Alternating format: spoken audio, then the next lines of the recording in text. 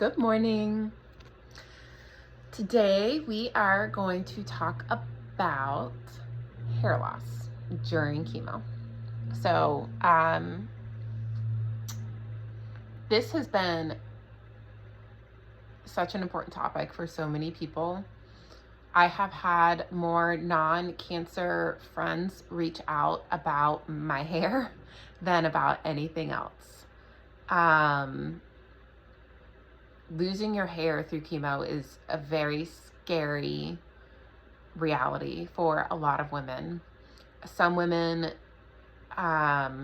choose to just take control and shave their head as soon as they're diagnosed. Some do everything they can to preserve what hair they have. We make all different kinds of choices in a reality where we have so few choices if we want to survive. So there is some new technology. It's called cold capping. A lot of women are choosing this.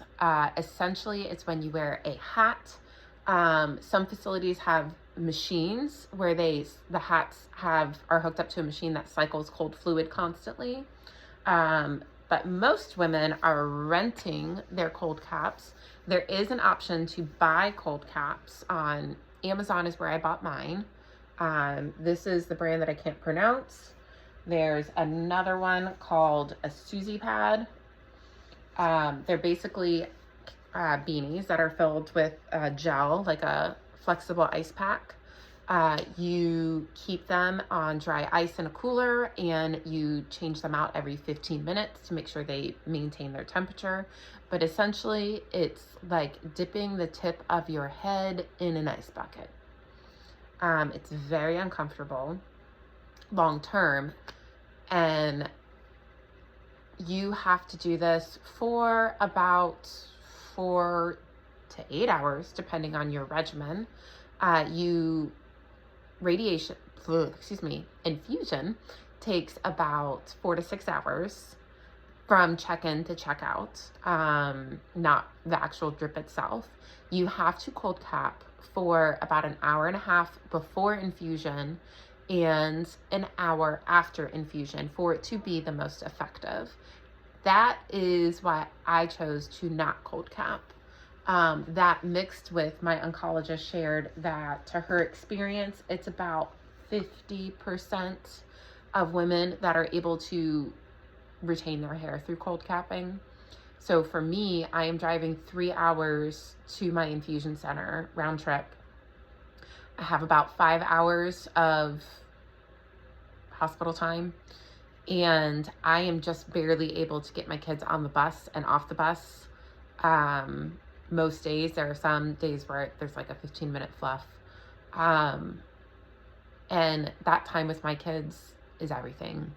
I pretty quickly and tearfully decided it was not worth the 50% chance for me. So today is the day I will be shaving my head. I'm going into week 3 on taxane treatment. My drug is Braxane. And earlier this week, I started having the really itchy scalp. You get some pain, like your ponytail's too tight or somebody's pulling your hair. And I started shedding, good chunks in the shower. It's caused a lot of anxiety for me and for my kids. I think they're terrified of what I will look like. And I have all boys. They associate pretty hair with women. They're little. I just had to stop a video because my 10-year-old came in to give me a hug because he's just scared. So I'm going to shave my head. We're going to go get some breakfast, and then we're going to go to school and move on with our day because, as I tell them, it's just hair. It will grow back. It sucks. I'm probably going to cry after I drop them off, but we're going to do everything we can to just move on. I have relinquished control over this. The little bit of control I'm going to seize is just going ahead and shaving it off instead of watching it fall out slowly. So that's what I got for you today. if you have not had cancer, if you have not been a caretaker for someone with cancer, I really caution you about sharing your thoughts about someone else's hair. There's all kinds of reasons women decide to cold cap. It's wonderful that they have that option, and there's all kinds of reasons why women decide not to. There are all different kinds of chemotherapy drugs. Some are more prone to hair loss than others. There's all kinds of different regimens and lengths of time that women receive these medications. You don't know their story, and they don't owe you the explanation. I have felt like there are times where I almost have to fight for someone to understand my odds of losing all of my hair.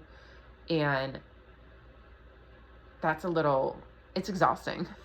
It's ridiculous. So if you are talking with somebody going through this, I really highly encourage you to just match where they're at. Be supportive with where they are coming from. And remember, it's not your trauma. It's not your hair. And it will all be okay. Me being a baldy at the end of today is so low on the list of problems. It's just another thing that we are going to learn to identify around. So anyway, that's where I'm at. Next time you see me, I guess I'll be looking a little bit different. And we'll see what happens then.